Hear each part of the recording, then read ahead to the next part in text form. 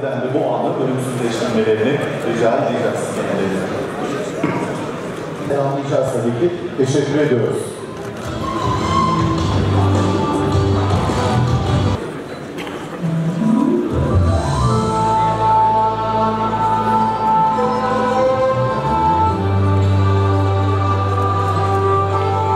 Devam ederiz. Daha vaktimiz var zaten.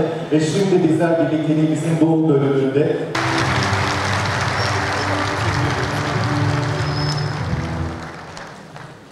Euzu billahi mineşşeytanirracim. Bismillahirrahmanirrahim. Elhamdülillahi rabbil alamin. Vessalatu vesselamu ala eşrefil murselin. Seyyidina Muhammedin ve ala alihi ve ashabihi ecmaîn.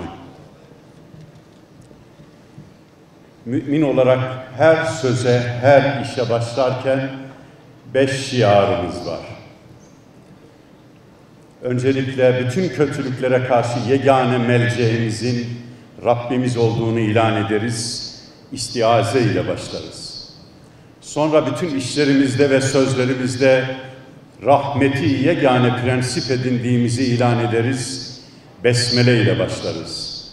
Ve sonra bize bütün bu nimetleri bahşeden Rabbimize şükrümüzü, senamızı, hamdimizi arz ederiz.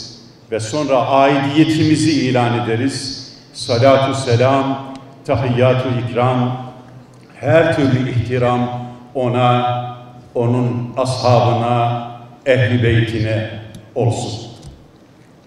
Değerli kardeşlerim, öncelikle 19. İmam Hatipler Kurultayı nice hayırlara vesile olsun.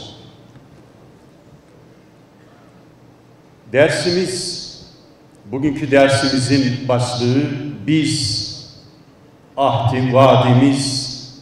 ahdimiz, misakımız. Konuşmalar yapıldı, güzel konuşmalar yapıldı. Açılış konuşmaları, açılış konferansı ve şimdi de açılış dersi. Önder Başkanı bana bir müjde verdi. Din Öğretimi Genel Müdürümüz de eğer kabul buyururlarsa, Milli Eğitim Bakan Yardımcımız da var. Bu ders sadece bu salondaki açılış dersi değil dedi. Bu ders aynı zamanda yeni öğretim yılında 81 ilimizde, bütün ilçelerimizde, bütün İmam Hatip liselerimizin açılış dersi olacak deyince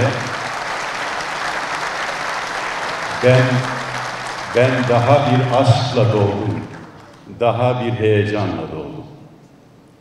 O zaman izin verirseniz, ben de, bana bir mikrofon verirseniz ben tıpkı öğrencilerin huzurunda hocaymış gibi burada dolaşmak isterim doğrusu.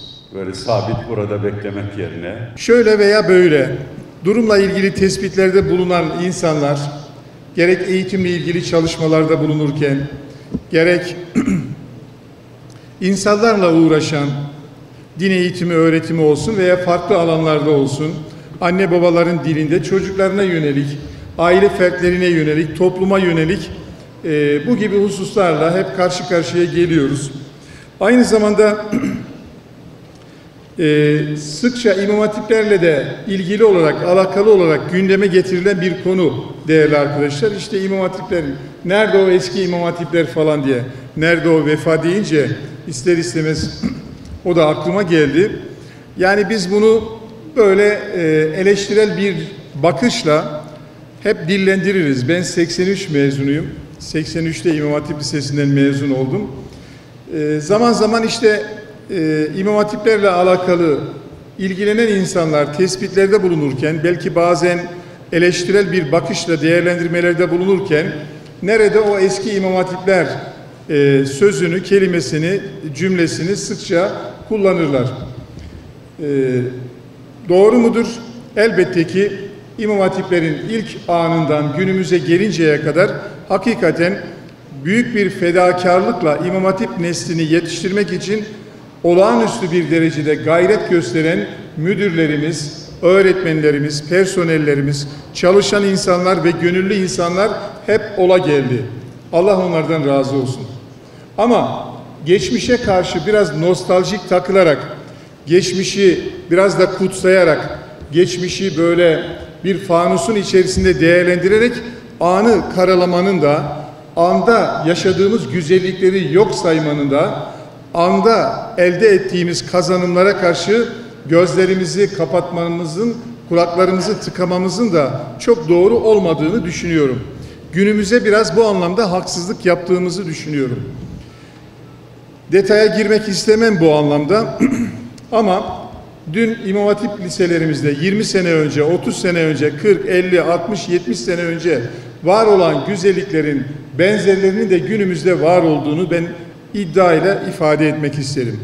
Dün Celal Hoca eğer çocukların şahsiyeti rencide olmasın diye affedersiniz lavaboları kendisi temizliyor idiyse, yani bugün de Fatma hocalar var, Ahmet hocalar var, Mehmet hocalar var. Bizatihi benim de şahit olduğum, affedersiniz lavaboyu, tuvaleti kendi elleriyle yıkayan müdürlerimiz ve öğretmenlerimiz var. Kendi gözlerimle de gördüm. Yani bunu 1951'e atfetmeye gerek yok. Bunun için söylüyorum. O yüzden önemli olan tabii ki bizim bu sorumluluğumuzu kuşanmamız, kıymetli arkadaşlar, ve var olan güzellikleri de muhakkak bir şekilde görmemiz, onun da takdirini yapmamız.